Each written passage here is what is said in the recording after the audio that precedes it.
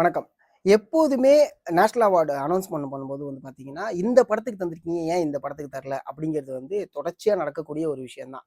ஆக்சுவலா இன்னைக்கு இந்த நேஷனல் அவார்டு இஷ்யூஸ் ஏன் இந்த அளவுக்கு பெருசா போகுது அப்படிங்கும்போது, என்னென்ன படங்கள்லாம் ரிலீஸ் ஆகுது, ரிலீஸ் ஆயிருக்கு அப்படின்னு பார்க்க போனா, தங்கலான் ரிலீஸ் ஆயிருக்கு, லபர் பந்த் ரிலீஸ் ஆயிருக்கு, வாழை ரிலீஸ் ஆயிருக்கு, கொட்டுக்காளி ரிலீஸ் ஆயிருக்கு. இந்த படங்கள்லாம் ஏன் ஏதோ ஒரு கேட்டகரியில வரலையா? அப்படிங்கிற ஒரு கேள்விகள் எல்லாருக்குள்ளேயும் எழும்ப ஆரம்பிச்சிருக்கு. அதுக்கு காரணம் பார்த்தீங்கன்னா, பெஸ்ட் ஃபிலிம் ஃபார் ராயன் அப்படின்னு குடுத்த இடத்துல, மெய்யழகனுக்கு ஏன் தரல? மெய்யழகன் எல்லாராலயும் கொண்டாடப்பட்ட படம். அத தாண்டி ரூட்டடான படங்கள் ரொம்ப முக்கியமா. இப்ப இன்டர்நேஷனல் ஃபிலிம் அப்படிங்கும்போது எல்லாருடைய தரப்புல இருந்து சொல்றது என்ன அப்படின்னா, இன்டர்நேஷனல் ஃபிலிம்ங்கிறது ஒரு இன்டர்நேஷனல் மூவிய பார்த்து எடுக்கக்கூடிய படம் தான் இன்டர்நேஷனல் ஃபிலிம் அப்படின்னா, அது கிடையவே கிடையாது. அது அப்படி கன்சிடரே பண்ண மாட்டாங்க அப்படின்னு நெறைய பேர் சொல்றாங்க. எந்த வகையில இன்டர்நேஷனல் ஃபிலிம் அப்படின்னு கன்சிடர் பண்ணுவாங்க அப்படின்னா, நம்ம ஏரியால இல்ல நம்மள சுத்தி நடக்கக்கூடிய ரூட்டடான விஷயத்த அதே பிரதிபலிப்போட எடுத்து காமிக்கக்கூடிய படங்கள் தான் இன்டர்நேஷனல் ஃபிலிம். வெளிநாட்டு படங்கள அப்படியே பார்த்து அதே மாதிரியான சாயல் இருக்கக்கூடியது இன்டர்நேஷனல் ஃபிலிம் கிடையாது அப்படின்னு ஒரு தரப்புகள் சொல்லக்கூடியதா இருக்கு. ஸோ அந்த வகையில மெய்யழகன் ஒரு இன்டர்நேஷனல் ஃபிலிம் தான். கொட்டுக்காளியுமே ஒரு இன்டர்நேஷனல் ஃபிலிம் தான். கொட்டுக்காளி பல விருதுகள் வாங்கியிருந்தாலும் இன்னைக்கு நேஷனல் அவார்ட்ல ஏன் இல்ல அப்படிங்கிற ஒரு கேள்வி எல்லாருமே கேட்கக்கூடிய விஷயம் தான். மெய்யழகனை பொறுத்த வரைக்கும் என்ன அது ஏன் இந்த அளவுக்கு எல்லாரும் நாக் பண்ணி கேட்கறாங்க அப்படின்னா, அது எப்படி ரூட்டடா இருக்கு, அது எந்த வகையில மக்களோட பின்னி பிணைஞ்சிருக்கு அப்படின்னு பார்க்க போனா, கேரக்டர் ஸ்கெட்ச்ல இருந்து அந்த அந்த வாழ்வியலை காமிச்சது, அந்த லேண்ட்ஸ்கேப்பை எக்ஸ்ப்ளோர் பண்ணதுல நிறைய விஷயங்கள் அது கிரிட்டிசமா வந்ததுதான்.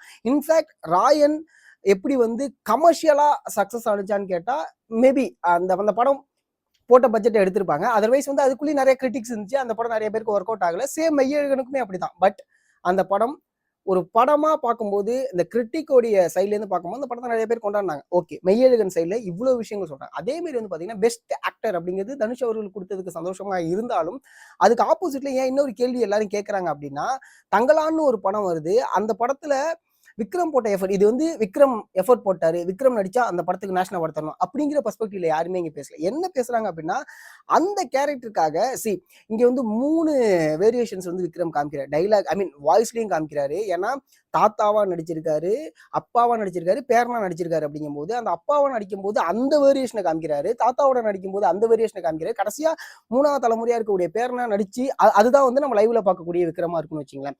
ஸோ அதுல இருக்கக்கூடிய வேரியேஷன், டைலாக், அதை வாய்ஸ் மாடுலேஷன், ஸோ இந்த விஷயம் காமிச்சு இதை தாண்டி ஒரு பெஸ்ட் ஆக்டர் அப்படிங்கிறது எந்த வகையில சொல்றாங்க, ஒரு ஷார்ட் ஒன்று வரும். அப்பா கேரக்டர் பண்ணும்போது இப்படி கையை வச்சு இப்படி பார்ப்பாரு. அந்த இடத்துல அவரோட அண்டர் ஆர்ம எந்த அளவுக்கு லைவா ஓகே இப்படிதானே இருக்க முடியும், இங்க நடிக்கிறாங்க அப்படிங்கிறத நம்ம எப்படி மறக்க முடியும் அப்படின்னா, தன்னோட தோற்றத்துல வெளிக்காட்டுறதா இருக்கட்டும், தன்னோட தோற்றத்துல வெளிக்காட்டுறதும் அட் த சேம் டைம் அந்த நடிப்புல வெளிக்காட்டுறதும் தான். ஸோ இது ரெண்டுமே தங்கலான்ல விக்ரம் பண்ணாரு. அவருக்கு ஏன் எந்த ஒரு வகையிலுமே அவார்டு அப்படிங்கிற ஒரு ஸ்பெஷல் மென்ஷனோ ஏதோ ஒன்று கொடுத்துக்கலாமே, ஏன் கொடுக்கல அப்படிங்கிற ஒரு கேள்விகள் வருது. அதை தாண்டி இன்னொரு விஷயம் என்ன அப்படின்னா, காஸ்டியூம் டிசைனருக்கு புஷ்பாக்கு போயிருக்கு. ஃபைன், சந்தோஷம். ஆனா என்னென்ன படங்கள் வந்திருக்கு அப்படின்னு கொஞ்சம் எடுத்து பார்க்கணும் அப்படின்னா, தங்கலான்லயுமே அதை திருப்பி கொண்டு வச்சுதான் ஆகணும். காரணம், இந்த ரூட்டடான விஷயங்கள். ஒரு விஷயம் யோசிப்போம். புஷ்பாவுடைய காஸ்டியூம் அப்படிங்கும்போது அது அந்த பீரியடுக்கான காஸ்டியூம், ஃபைன். அதை நம்ம ஓரளவுக்கு எக்ஸ்ப்ளோர் பண்ண முடியும், தெரிஞ்சு அதை பண்ண முடியும். பட் தங்கலானுடைய காஸ்டியூமுங்கு அப்படிங்கும்போது சேம், நான் இந்த 3 தலைமுறைக்குள்ளேயே வரேன். தாத்தாவோட கேரக்டருக்கு ஏற்ற மாதிரியான ஒரு காஸ்டியூமு, அதுக்கு ஒரு க்ரௌன் வச்சிருப்பாங்க.